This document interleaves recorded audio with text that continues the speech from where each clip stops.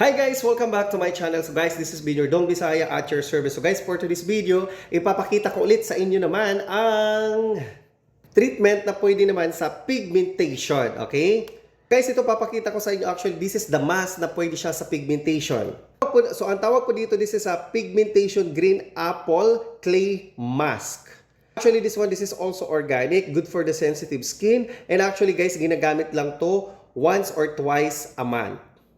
So first of all guys, nakakatulong din to detox your skin, okay? So for example, meron kang discoloration dito, okay? Meron kang nag-start na yung pigment mo dito, lagyan mo nito. So guys, uulitin ko sa inyo, ang pigmentation is on the second layer ng skin natin. So hindi siya basta-bastang natitreat. If someone will tell you na matatanggal yan, hindi po yung totoo, okay? Ang gagawin po nito is tutulungan niya how to minimize, how to lighten up, and to prevent from aging also, alright?